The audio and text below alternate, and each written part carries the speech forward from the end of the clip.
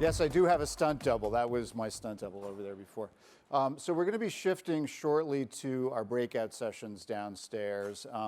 And we've done these before. We call them give and get sessions. And it's really to focus on how you run your organizations, your leadership teams, focuses on inside rather than how you deal with the issues in the world.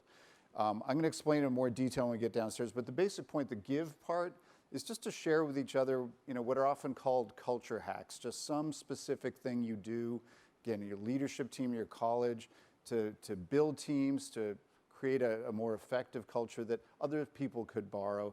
The get part is this is a challenge you're dealing with, and just to get the advice of other people around the table. And again, I'll explain it in a little more detail when we get downstairs, but to kind of get you in the mood for that, I'm going to spend the next 15 minutes talking about some of the things that I've learned about culture just from interviewing 500 leaders over the years and doing a lot of talking about culture and just some of the things they do. So a few years ago, I wrote a book called Quick and Nimble, Creating a Culture of Innovation. And the way I think about innovation is that it really does start with culture. There's some companies that appoint a chief innovation officer.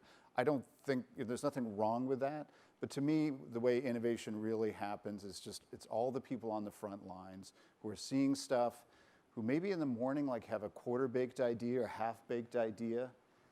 What do they do with that? Do they come into work and share that with their colleagues and their bosses, say, look, I got this out-of-the-box idea, because we all know that's where the magic is sometimes, right? But sometimes cultures, they basically, people censor themselves and say, that's a good idea, but I'm actually not going to mention that. So again, we think a lot about culture. Culture is a pretty fuzzy word. I'm the first to acknowledge that. I mean, the way I think about it is that if we all stood in front of a whiteboard and said, what is culture? We could put 100 things up there. And they would all be right. But we need to sort of focus it a little bit more. So it's just quick backstory. If I go upstream, the book really started with this quote that I heard from Dominic Orr when he said, we aspire to be the largest small company in our space. And what he means by that, of course, is largest in terms of revenues and profits, smallest just in terms of holding on to that startup feel. And that was just a really intriguing question and idea for me. And I started seeing it elsewhere. When Larry Page took over at Google, this was one of his quotes in the New York Times the day after he was appointed. So that just got me thinking and asking more questions, which one is like, well, how do you do that? How do you create that quick and nimble culture? And then I started to refine that question a little bit more, which is, what are the biggest drivers of culture? So as I said before, it is such an amorphous topic, so we need to focus it a little bit more. And I tried to narrow down that question even further, which is, what are the things that, if done well, have an outsized positive impact? And if done badly or not at all, have an outsized negative impact? And once I had this question, then I went back through literally the hundreds and hundreds of hours that I had of interviews looking for insights and themes that spoke to this. And what I found, I ultimately decided that there was sort of 6 big drivers of culture that are true for any organization in any field and of any size. And again, I'm not pretending I cracked some secret code. If you did the same exercise, you might come up with different things. But this is what I found. I just want to give you a quick highlight. So the first half of the book is what I called setting the foundation. These I think are just the must-haves, the 6 must-haves. So the first one is a simple plan. And I know that sounds simple, but simple is hard, as you all know.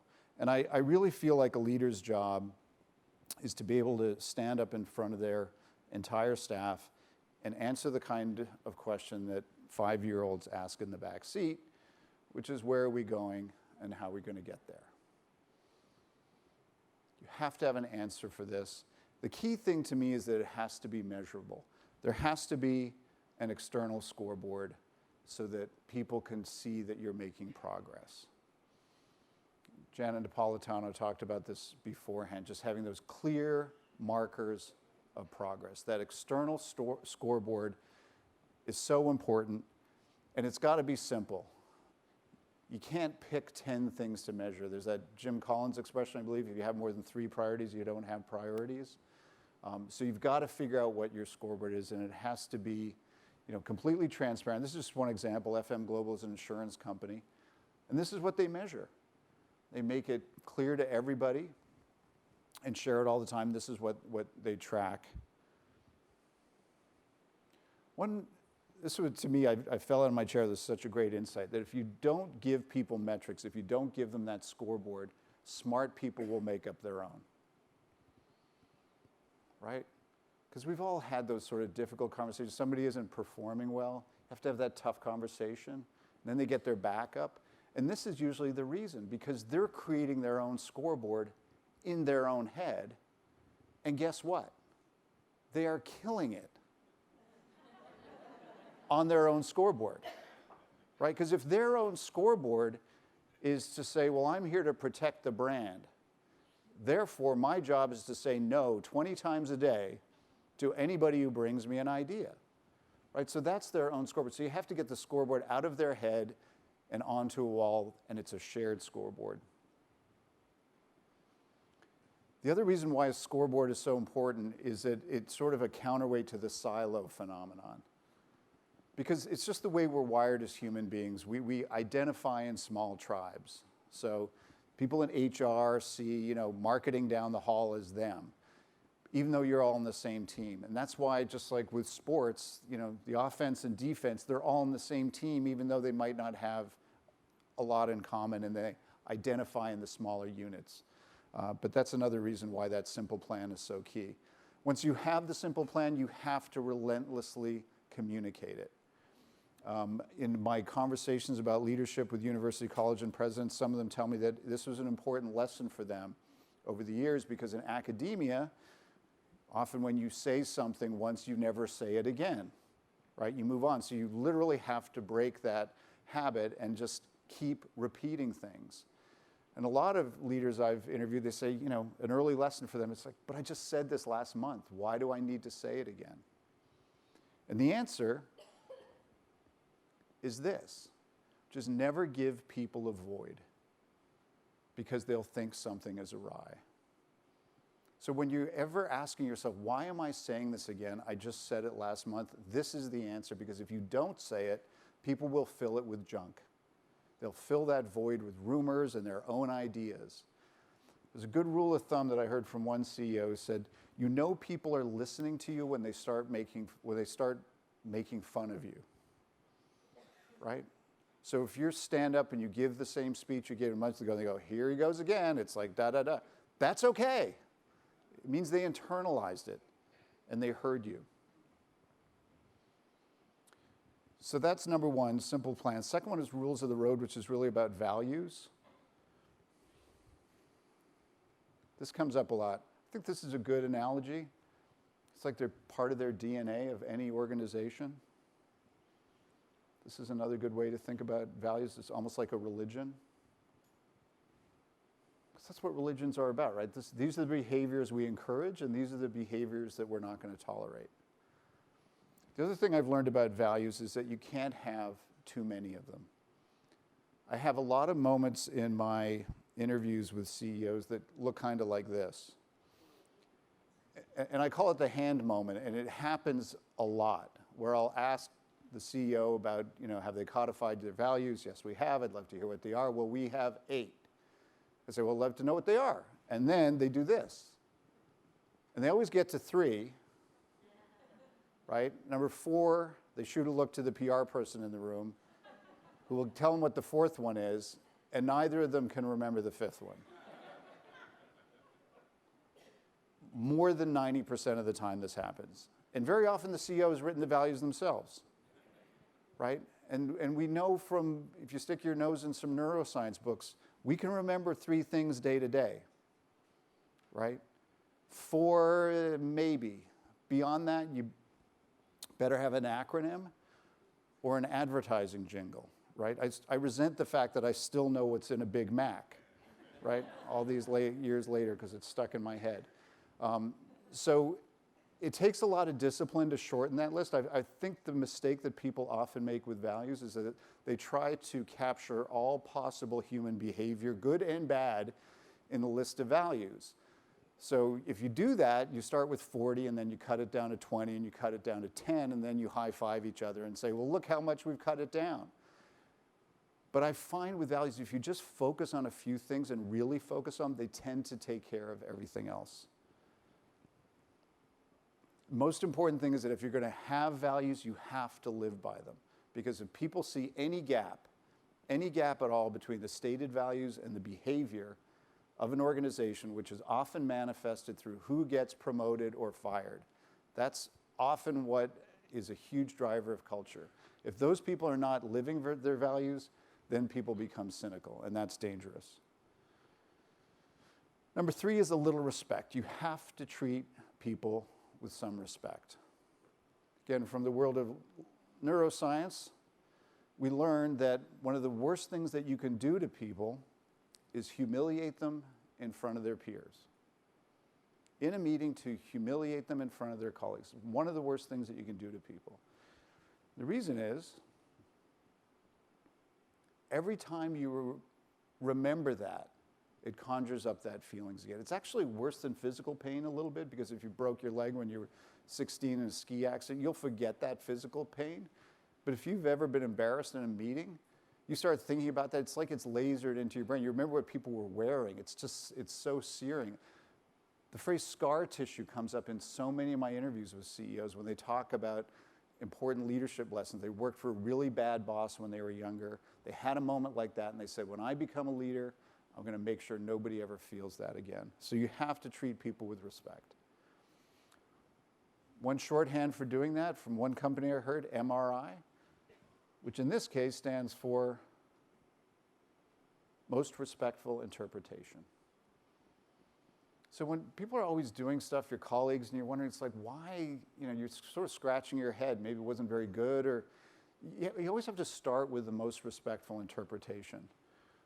Why wasn't, well, maybe the brief wasn't clear. Maybe they've got a couple of people putting a lot of stuff on their plate. Just to start with the fact that there may be an explanation, because again, as human beings, we tend to pathologize people. Oh, they didn't do a good job for reason X, Y, Z. So you have to counter that. One of the most important manifestations of respect is listening. Day to day, minute to minute, listening is hard, especially for all of you in this room, because you have so many things on your plate. You got emails piling up, meetings to go to. Listening is hard. We all can relate to what Steve Ballmer says, right? You're in those meetings like, please talk faster, I can process the information faster, right? We all know that feeling. But you have to be present in the moment to show people you're listening, because that shows that you respect them. And if you show people respect, they will follow you till the ends of the earth. Here's just one example of one company. They're a search engine optimization firm. This is a sign they have in their conference room, just to make sure there is that culture of listening. Because we've all been in those meetings, right, where somebody's always on their phone. So it's like, if you're in the meeting, be present. It's about the team, number 4, which is really about accountability. If you have a role on the team to play, and you've got to play it. Some of my favorite expressions and insights came up here from the CEO. It's a pretty simple rule, right? Don't say you're going to do something and not do it. He just states this explicitly. It's one of the kind of core values of his culture.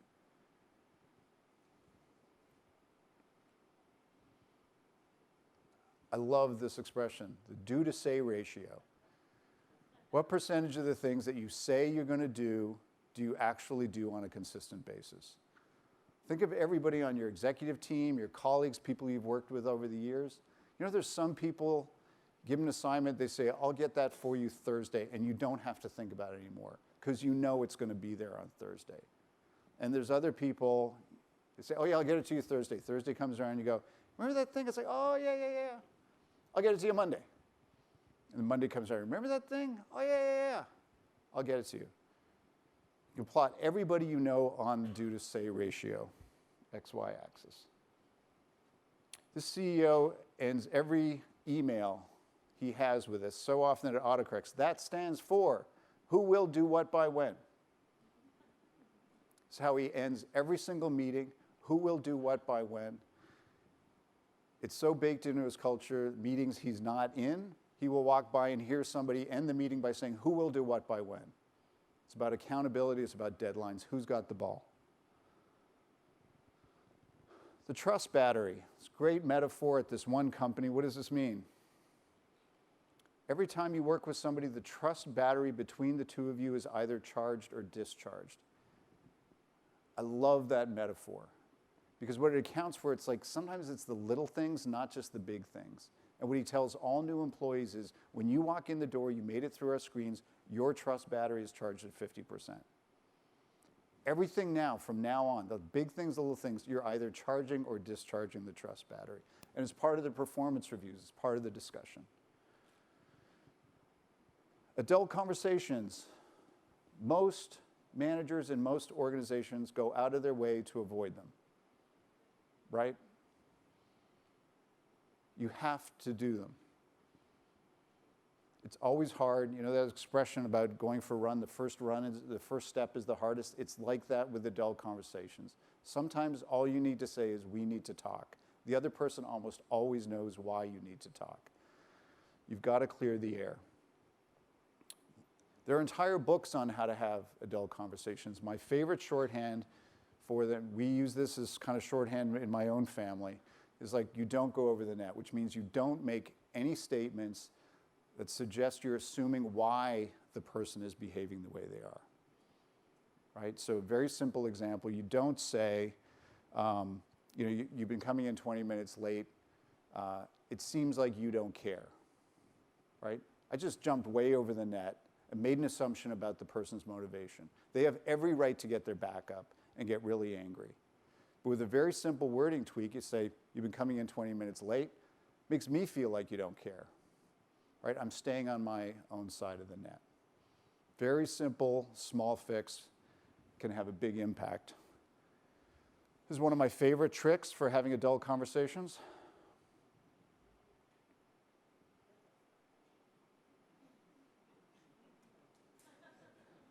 Isn't that brilliant? It's just brilliant. Okay, so the last one is a small thing, but it's a big thing.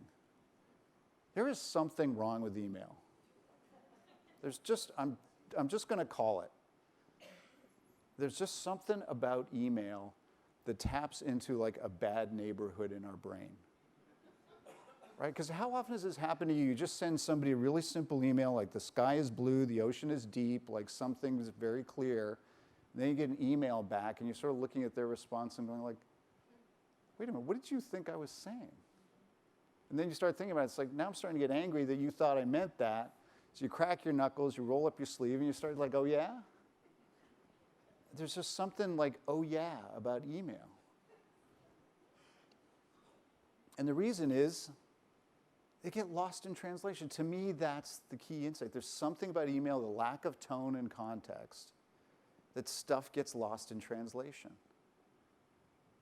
I've been married more than 30 years. My wife sends me an email that says, fine. Do you mean like fine or like fine?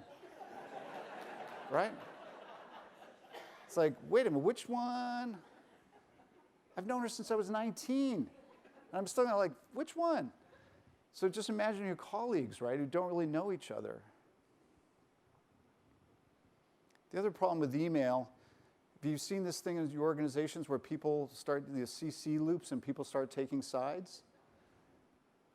And pretty soon you have this in your own organization, right? And you have to say, wait a minute, stop. What is it about email? So a few rules for email that I've heard from CEOs over the years. One of the rules, and they make these explicit with their employees, no arguing after 2 emails. Send you an email, you disagree with me, you send it back, I disagree with you, no more emails. Pick up the phone, get on Skype, do something radical, like get out of your chair, walk down the hall. No email when anything is at stake. The CEO of the New York Times, Mark Thompson, he said something to me about this rule, and I've remembered it ever since. He said, any conversation you would rather have over email is precisely the conversation that you can't have. Because it's like, I just want to like get this taken care of. That's the conversation you can't have over email. Send fewer emails. It's from Jeff Weiner of LinkedIn, especially people like you, leadership positions. Every email you send, it's like suddenly the CC loops come, right? It's like, wait a minute, I didn't understand. I was out of town. Please explain. You send fewer emails, you will get fewer emails. Who invented BCC? Does anybody know? There's one CEO I interviewed who says he will get up in front of the staff. He says, if you CC me on an email, I promise you I will not read it. I will not read it. If you want to send me an email, I will read it. But if you're just CCing me, I'm not going to read it. Because the point is a lot of people CC you guys because they want to show off, cover their posterior, throw a colleague under the bus, all these reasons. So if you just say, look, don't CC me unless you actually need me to read it. Pick a face means be consistent in your email style. It doesn't matter what it is. It might be chatty, it might be really terse. You may email like you do in text messaging. And it's fine if you do like, how was your weekend and more long-winded. It's just don't mix it up, especially if you're in a leadership position. Because if you have a chatty email style and you send somebody an email that says, can you come down to my office followed by 3 question marks, you are going to give the person a heart attack. When people get emails from you, the higher up you go, the emails you send, people dust them like amateur archaeologists, right? Is this like a chicken wing or a dinosaur? Like honestly, you're going to get their heart rate up. So quick thought experiment. First phone call, 1876. First email was sent in 1971. What if the first email was sent in 1876, and in 1971, they invented something called the phone call? Imagine how people would react. This phone thing is amazing. It's so much better than email, right? It's like they're right there. It's like I can hear them.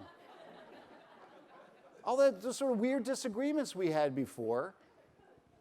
But no, we're using email because it's a productivity tool. Email does nothing to build culture.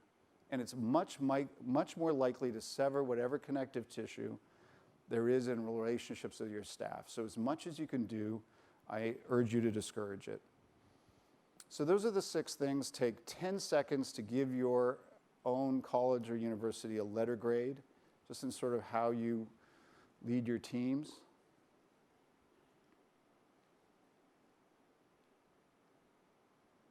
So what we're going to do now, we've got the breakout sessions downstairs. You've got a table assigned to you. Once you get settled, and if we can follow that rule when I put up my hand, because I'm going to do a little more detailed explanation of the give and get sessions.